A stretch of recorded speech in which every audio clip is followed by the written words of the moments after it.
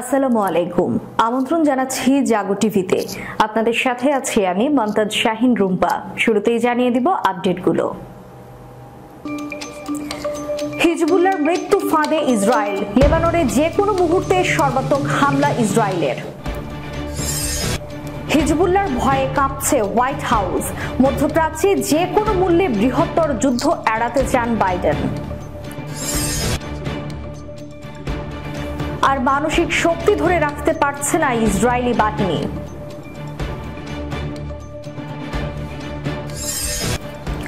যুদ্ধ বিমান পাহারায় উত্তর কোরিয়ায় গেছেন পুতিন।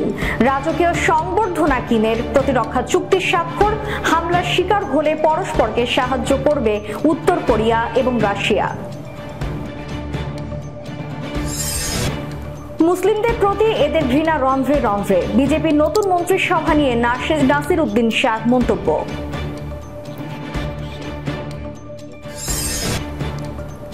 হুথিদের হামলায় লোহিত সাগরে ডুবল আরেকটি জাহাজ। শুনছিলেন শিরোনাম, এবারে বিস্তারিত। হিজবুল্লাহর মৃত্যু ফাঁদে ইসরায়েল, লেবাননে যে কোনো মুহূর্তে সর্বাত্মক হামলা চালাতে পারে ইসরায়েলের। লেবাননে হামলার অপারেশনাল প্ল্যান অনুমোদন করেছে ইসরায়েল। লেবাননে কঠোর হামলা চালানোর হুঁশিয়ারিও দিয়েছে। দেশটির সেনাবাহিনী মঙ্গলবার এই কথা জানিয়েছে। বলেছে সীমান্তে ইসরায়েলি সেনা এবং যোদ্ধা গোষ্ঠী হিজবুল্লাহর মধ্যে গুলি বিনিময়ের পর এই অপারেশন অনুমোদন ও বৈধতা দেওয়া হয়েছে। তারা বলছে নর্দার্ন কমান্ডে পরিস্থিতি মূল্যায়নে ইসরায়েলি সেনাবাহিনীর সিনিয়র কর্মকর্তারা যৌথ এক বৈঠক করেছে, তাতে অনুমোদন দেয়া হয়। এরই মধ্যে হিজবুল্লাহকে ধ্বংস করে দেওয়ার অঙ্গীকার করেছে ইসরায়েল। তবে বিশেষজ্ঞরা বলছেন হামাসের সাথে ইসরায়েলের চলমান সংঘাতের মধ্যে হিজবুল্লাহর সাথে সর্বাত্মক যুদ্ধ মারাত্মক পরিণতি বয়ে আনবে। অনেকেই দাবি করছেন এটা হিজবুল্লাহর মৃত্যু ফাঁদে পা দেওয়ার শামিল। এ খবর দিয়েছে বার্তা সংস্থা এএফপি।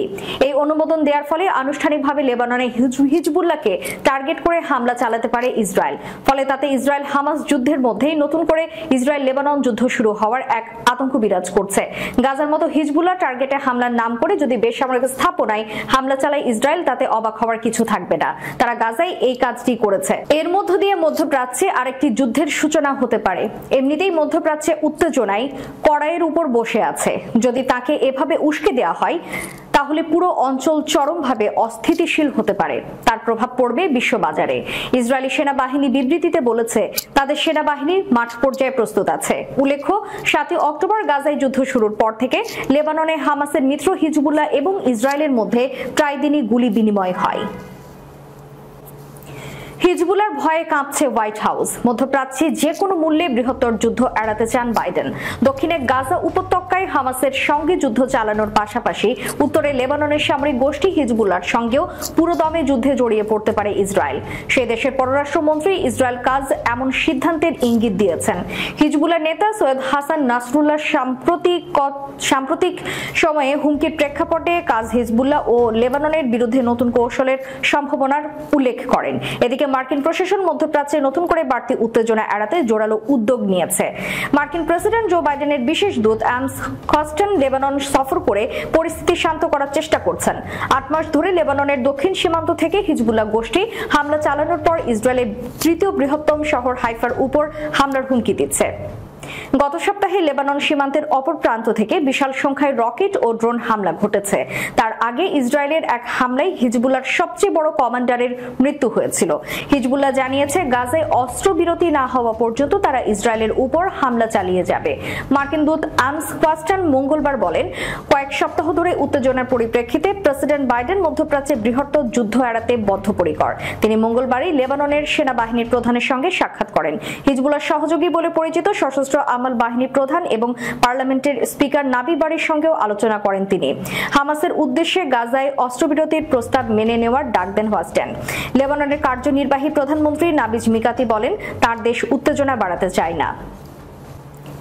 এদিকে আর মানসিক শক্তি ধরে রাখতে পারছে না ইসরায়েলি বাহিনী। চলমান যুদ্ধ শুরু হওয়ার পর থেকে এখন পর্যন্ত অন্তত 8663 সেনাকে মানসিক ও শারীরিক চিকিৎসা দেওয়া হয়েছে।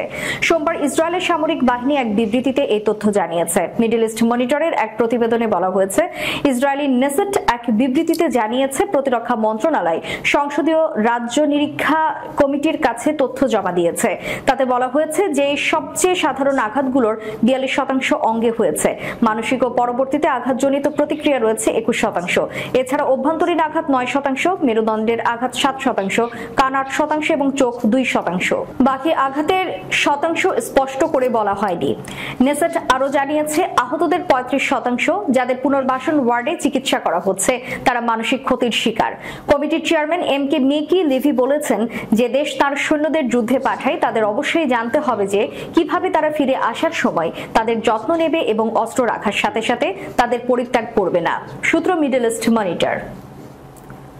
যুদ্ধ বিমান পাহারায় উত্তর কোরিয়ায় গেছেন পুতিন। রাজকীয় সংবর্ধনা কিমের প্রতিরক্ষা চুক্তির স্বাক্ষর। হামলা শিকার হলে পরস্পরকে সাহায্য করবে উত্তর কোরিয়া, রাশিয়া। 2 দিনের সফরে উত্তর কোরিয়ায় পৌঁছেছেন রাশিয়ার প্রেসিডেন্ট ভ্লাদিমির পুতিন। স্থানীয় সময় বুধবার প্রথম প্রহরে তিনি পিয়ংইয়ং এর বিমানবন্দরে অবতরণ করেন। তাকে বহনকারী উড়োজাহাজের পাহারায় অন্তত একটি যুদ্ধ বিমান ছিল। বিমানবন্দরে পুতিনকে স্বাগত জানিয়েছেন উত্তর কোরীয় নেতা কিম জং উন। পারমাণবিক শক্তি সমৃদ্ধ দুই দেশ রাশিয়া ও উত্তর কোরিয়ার মধ্যে কৌশলগত অংশীদারিত্ব চুক্তি স্বাক্ষরিত হয়েছে। এই চুক্তির মধ্যে রয়েছে, যদি রাশিয়া এবং উত্তর কোরিয়া অন্য কোনো দেশের আক্রমণের শিকার হয় তাহলে তারা একে অপরের সাহায্যে এগিয়ে আসবে। উত্তর কোরিয়ার বিরল সফরে গিয়ে দেশটির প্রেসিডেন্ট কিম জং উনের সঙ্গে বুধবার এই চুক্তি স্বাক্ষর করেছেন রুশ প্রেসিডেন্ট ভ্লাদিমির পুতিন।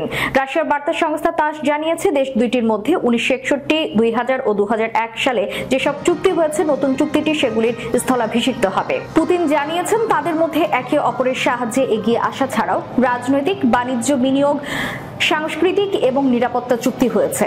এই চুক্তিকে একটি ব্রেক থ্রু হিসেবে অভিহিত করেছেন তিনি। অপরদিকে কিম জং উন এটিকে সন্ধিক্ষণ হিসেবে অভিহিত করেছেন। রাশিয়ায় রাষ্ট্রীয় বার্তা সংস্থার খবরে বলা হয়েছে, কিমকে রাশিয়ার নিজস্ব তৈরি একটি অরেস গাড়ি উপহার দিয়েছেন পুতিন। এছাড়া কিমকে একটি চা সেটও উপহার দিয়েছেন তিনি। পুতিনের সহযোগী ইউরি উসাকভ জানিয়েছেন, কিম ও পুতিনকে ভালো উপহার দিয়েছেন, তবে ভালো উপহারগুলো কি সেটি তিনি জানাননি। এদিকে পশ্চিমা দেশগুলো অভিযোগ করে থাকে, ইউক্রেন যুদ্ধে ব্যবহারের জন্য রাশিয়াকে নিয়মিত অস্ত্র দিয়ে আসছে উত্তর কোরিয়া, কিন্তু দুই দেশই এসব অভিযোগ অস্বীকার করেছে। তবে উত্তরের প্রেসিডেন্ট ইউক্রেন যুদ্ধে রাশিয়ার প্রতি পূর্ণ সমর্থন ব্যক্ত করেছেন। অপরদিকে উত্তর কোরিয়ায় ওপর আরোপিত বিধিনিষেধগুলো পুনর্বিবেচনার জন্য জাতিসংঘের প্রতি আহ্বান জানিয়েছেন পুতিন। এছাড়া পিয়ংইয়ংয়ের সঙ্গে প্রয়োজনে সামরিক, প্রযুক্তিগত সহযোগিতামূলক সম্পর্ক গড়বেন বলেও জানিয়েছেন। সূত্র CNN, BBC।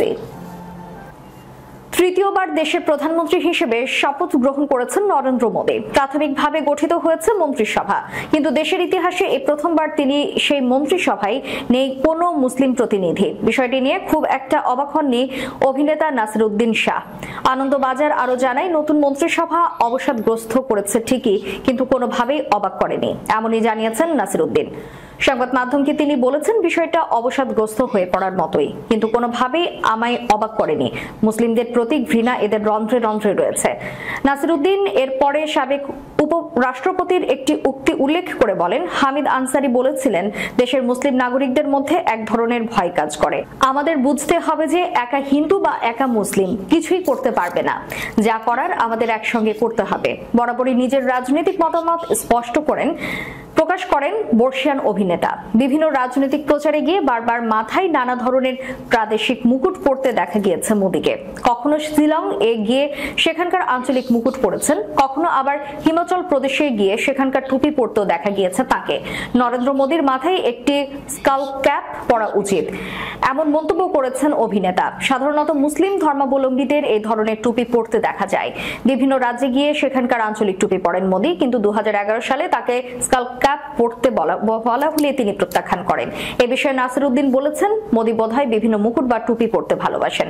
2011-এ মৌলবীরা ওকে একটি স্কাল ক্যাপ পরার অনুরোধ করেছিলেন, কিন্তু তিনি রাজি হননি। সেই স্মৃতি কখনোই ভুলতে পারবো না।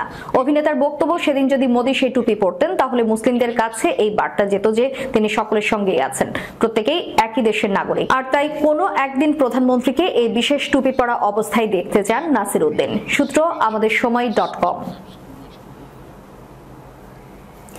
লোহিত সাগরে ইয়েমেনের প্রতিরোধ যোদ্ধা দল হুথিদের হামলার শিকার হয়ে ইসরায়েলের সংশ্লিষ্ট আরেকটি জাহাজ ডুবে গেছে। গতকাল মঙ্গলবার বিষয়টি নিশ্চিত করেছে ব্রিটিশ নৌবাহিনীর সমুদ্র নিরাপত্তা বিষয়ক সংস্থা ইউকেএমটিও। এই নিয়ে হুথিদের হামলায় দুটি জাহাজ ডুবির ঘটনা ঘটল।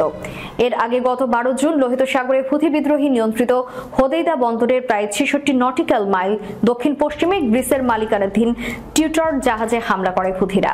হামলার কারণে তখনই জাহাজে পানি উঠতে শুরু করেছিল। এক সপ্তাহ পর এখন জাহাজটি ডুবে গেল। হুথি বিদ্রোহীরা বলেছে এটি একটি কয়লাবাহী জাহাজ। মনুষ্যবিহীন সার্ফেস বোট, ড্রোন ও ব্যালিস্টিক ক্ষেপণাস্ত্র দিয়ে হামলা করা হলে জাহাজটি গুরুতরভাবে ক্ষতিগ্রস্ত হয়। ইয়েমেনি প্রতিরোধ যোদ্ধা দলের মুখপাত্র ইয়াহিয়া সারি হামলার বিষয়টি নিশ্চিত করে বলেন, তাদের সতর্কবার্তা উপেক্ষা করে জাহাজটি ইসরায়েলিদের দখলকৃত বন্দরের দিকে যাচ্ছিল। শেষ করার পূর্বে সংবাদ শিরোনামগুলো জানিয়ে দিব আরো একবার। হিজবুল্লাহর মৃত্যু ফাঁদে ইসরায়েল, লেবাননে যে কোনো মুহূর্তে সর্বাত্মক হামলা ইসরায়েলের। হিজবুল্লাহর ভয়ে কাঁপছে হোয়াইট হাউস, মধ্যপ্রাচ্যে যে কোনো মূল্যে বৃহত্তর যুদ্ধ এড়াতে চান বাইডেন। আর মানসিক শক্তি ধরে রাখতে পারছে না ইসরায়েলি বাহিনী।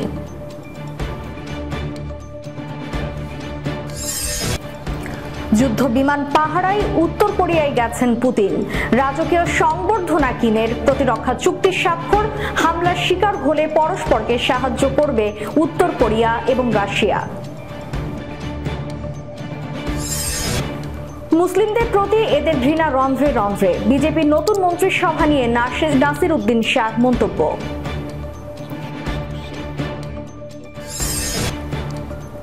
হুথিদের হামলায় লোহিত সাগরে ডুবলো আরেকটি জাহাজ। এতক্ষণ আমাদের সাথে থাকার জন্য ধন্যবাদ। আল্লাহ হাফেজ।